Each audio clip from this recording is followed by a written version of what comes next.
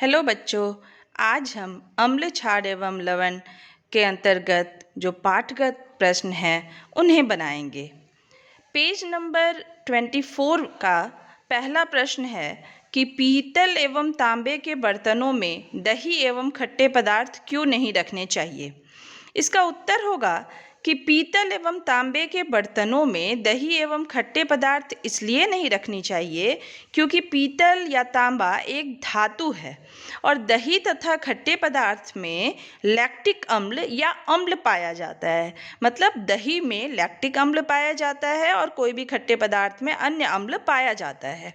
पीतल एवं तांबे के बर्तन जो धातु से बने होते हैं वे अम्ल से अभिक्रिया करके हानिकारक लवण बना देते हैं जो हमारे लिए खाने लायक नहीं रह जाता है, यानी जिसका स्वाद खराब हो जाता है और उसे हम खाने में उपयोग नहीं कर सकते हैं। इसलिए पीतल एवं तांबे के बर्तन में दही एवं खट्टे पदार्थ नहीं रखने चाहिए। अगला प्रश्न है कि धातु के साथ अम्ल की अभिक्रिया होने पर सामान्यतः कौन सी गैस बाहर निकलती है। एक उदाहरण के द्वारा समझाइए। इस गैस की उपस्थिति की जांच कैसे करेंगे। इसका आंसर होगा धातु अम्ल के साथ अभिक्रिया करने पर हाइड्रोजन गैस बाहर निकलती है। यहाँ पर यह प्रश्न ऑब्जेक्टिव क्वेश्चन के रूप में भी बोर्ड एग्जाम में पूछा जाता है, जहाँ हम एग्जाम्पल में देख सकते हैं कि जिंक जब हाइड्रोक्लोरिक अम्ल से अभिक्रिया करता है तो जिंक क्लोराइड और हाइड्रोजन गैस यहाँ बाहर निकल रहा है। अर्थात कोई भी धातु जब अम्ल से अभिक्रिया करेगी तो हाइड्रोजन गैस बाहर निकलता है, जिसका उदाहरण यहाँ दिया गया है। और इस गैस की उपस्थिति की जांच करने के लिए हमें जलती हुई मोमबत्ती को या फिर एक बर्निंग स्प्लिंचर, जलती हुई माचिस की तीली को परख नली के मुंह के पास जब ले जाएंगे तो वहाँ फट फट फट की ध्वनि सुनाई देगी। इंग्लिश में इसे कहा जाता है पॉप साउंड। यानी जब जलती हुई माचिस की तीली या मोमबत्ती को हाइड्रोजन गैस के पास ले जाएंगे तो वहाँ फट फट की ध्वनि सुनाई देगी। इससे हम यह पहचान कर पाएंगे कि हाइड्रोजन गैस बाहर निकल रहा है। अगला प्रश्न, तीसरा प्रश्न, कोई धातु यौगिक तनु हाइड्रोक्लोरिक अम्ल के साथ अभिक्रिया करता है तो बुदबुदाहट उत्पन्न होती है। इससे उत्पन्न गैस जलती मोमबत्ती को बुझा देती है। यदि उत्पन्न यौगिकों में से एक कैल्शियम क्लोराइड है तो इस अभिक्रिया के लिए संतुलित रासायनिक समीकरण लिखिए।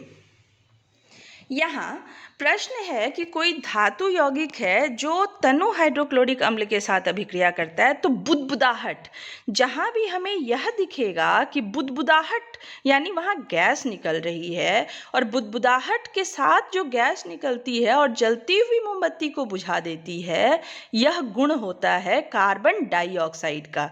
यानी वहाँ कौन सा गैस बाहर निकल रहा है? Carbon dioxide. और कार्बन डाइऑक्साइड हमेशा किस प्रकार के यौगिक से बाहर निकलता है? वह बाहर निकलता है धातु कार्बोनेट या बाइकार्बोनेट से। धातु कार्बोनेट या बाइकार्बोनेट को जब अम्ल से अभिक्रिया करते हैं तो कार्बन डाइऑक्साइड गैस बाहर निकलती है।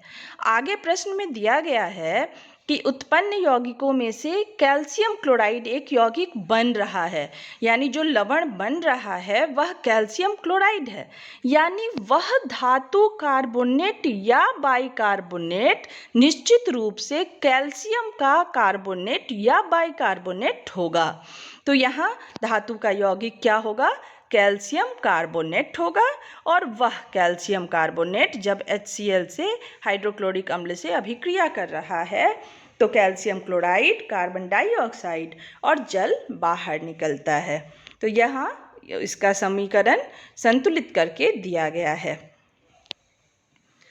अगला प्रश्न है कि यह प्रश्न पेज नंबर 27 का प्रश्न है कि HCl और HNO3 यानी हाइड्रोक्लोरिक अम्ल और नाइट्रिक अम्ल आदि जलीय विलयन में अम्लीय अभिलक्षण क्यों प्रदर्शित करते हैं, जबकि अल्कोहल एवं ग्लूकोज जैसे यौगिक के विलयन में अम्लीयता के अभिलक्षण प्रदर्शित नहीं होते हैं। अम्लीयता का गुण वह गुण होता है जिसमें H+ आयन, कोई भी यौगिक अगर H+ आयन उत्पन्न करता है अर्थात वह अम्लीय है।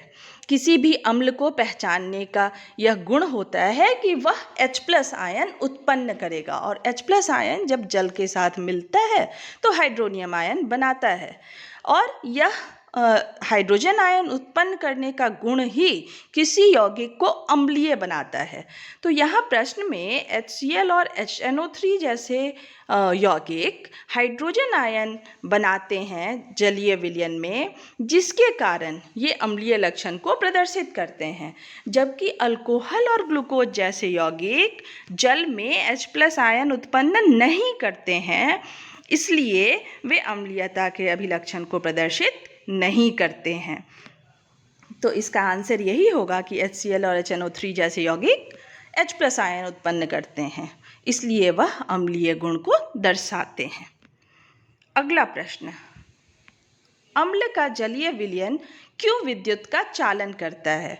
इस तरह के प्रश्नों का एक ही प्रकार का जवाब होता है, क्योंकि ये यौगिक H+ आयन उत्पन्न करते हैं। तो अगर आपको आंसर याद करने में परेशानी होती है और अम्ल से रिलेटेड कोई प्रश्न पूछता है, तो वहाँ इस आंसर को याद करके रखिए कि कोई भी यौगिक अगर H+ आयन उत्पन्न करता है तो वह अम्लीय गुण को भी दर्शाएगा, और वह विद्युत का चालन भी इसलिए करता है क्योंकि वो H+ आयन उत्पन्न करता है, और विद्युत का चालन करने के लिए आयन का होना जरूरी है। कोई भी यौगिक तभी विद्युत का चालन करता है जब वह आयन उत्पन्न करता है, और अम्ल का जलीय विलयन H+ आयन उत्पन्न करता है, इसलिए उससे विद्युत धारा प्रवाहित होती है। यह इसका आंसर होगा।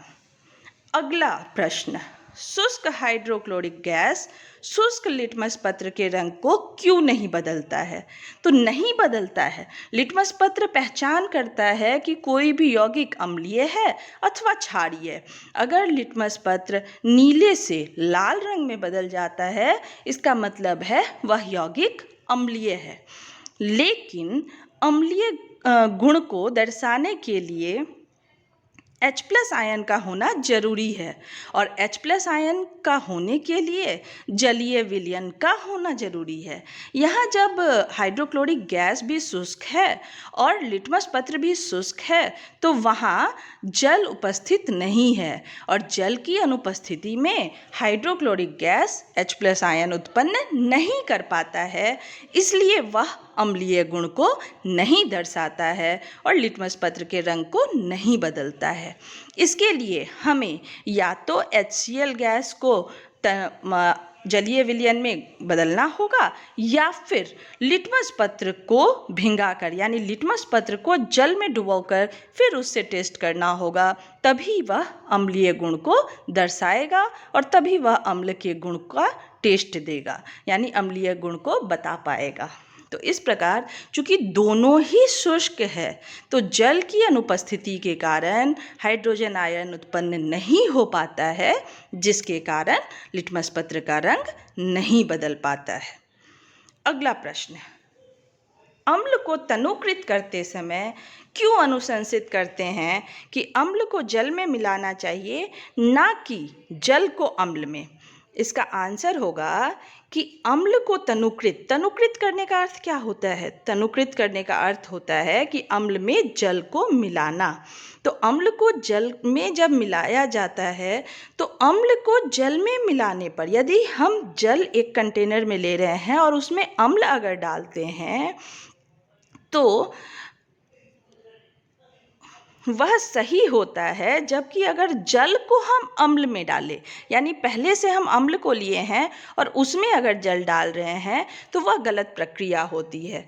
क्योंकि अगर अम्ल में हम जल को डालते हैं तो वहाँ तीव्र अभिक्रिया होती है, वहाँ अम्ल ज़्यादा हुआ और जल कम हुआ, तो कम जल जब अम्ल में पड़ता है तो वहाँ अभिक्रिया होती है, ऊष्माक्षेपी अभिक्रिया देखा जाता है, और अत्यधिक मात्रा में ऊष्मा निकलती है, जिसके कारण वहाँ विस्फोट हो सकता है।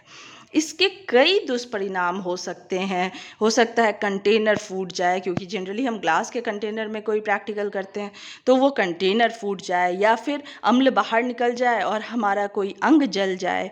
तो इस तरह के दुष्परिणाम हो सकते हैं।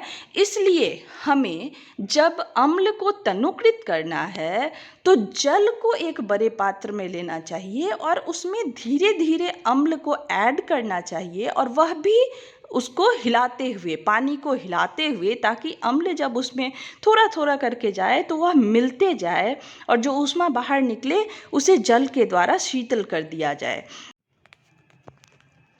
अगला प्रश्न है, अम्ल विलयन को तनुकृत करते समय हाइड्रोनियम आयन की सांद्रता कैसे प्रभावित होती है?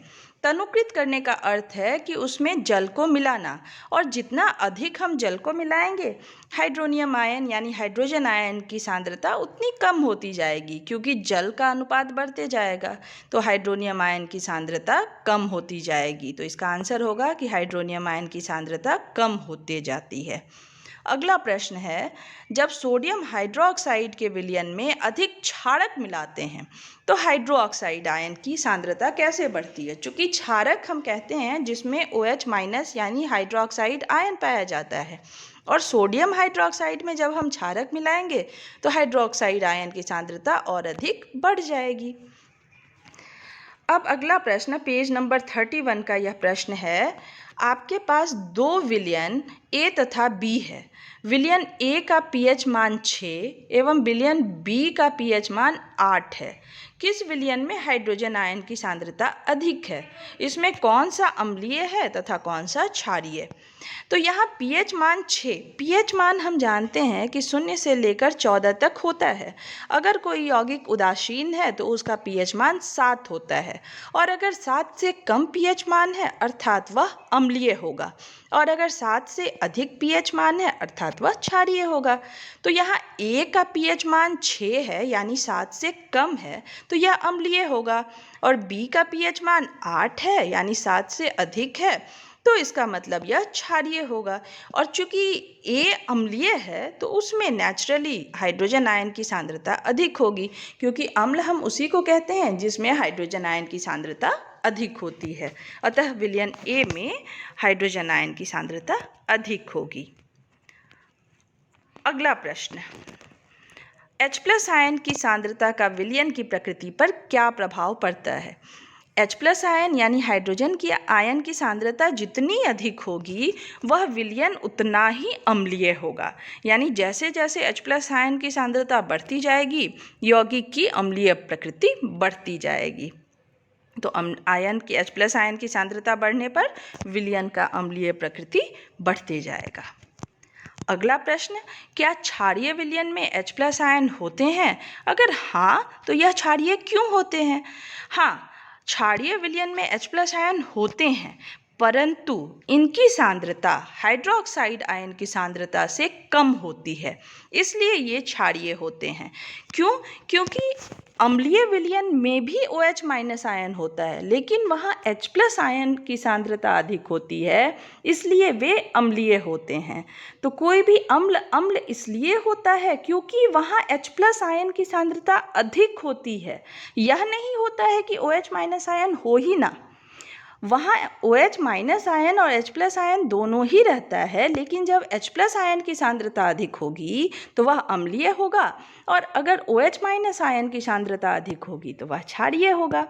तो इस प्रकार क्षारीय विलयन में भी H+ आयन होते हैं, लेकिन वहाँ OH- आयन की सांद्रता अधिक होती है, इसलिए वह क्षारीय होता है। अगला प्रश्न, कोई किसान खेत की मृदा की किस परिस्थिति में बिना बुझा हुआ चूना या चौक का उपयोग करेगा? तो इसका आंसर है, चूँकि बिना बुझा हुआ चूना या चौक ये सभी कैल्शियम कार्बोनेट, कैल्शियम ऑक्साइड और कैल्शियम हाइड्रोक्साइड होते हैं, यानी ये सारे यौगिक जो होते हैं वह क्षारीय होते हैं। अगर कोई मृदा अम्लीय है तो किसान इस प्रकार का क्षारक यौगिक उसमें ऐड करेगा, देगा, ताकि मृदा की अम्लीय प्रकृति उदासीन हो जाए, क्योंकि मृदा पहले से जब अम्लीय रहेगा और उसमें क्षारीय यौगिक मिलाया जाएगा तो अम्ल और क्षारक दोनों मिलके मृदा को उदासीन कर देंगे और वह खेती करने लायक उपयोगी बन जाएगा। तो इसलिए इसका मतलब है कि मृदा जो है वह अम्लीय है, इसलिए इस प्रकार के यौगिक को उसमें ऐड कर रहा है किसान। धन्यवाद।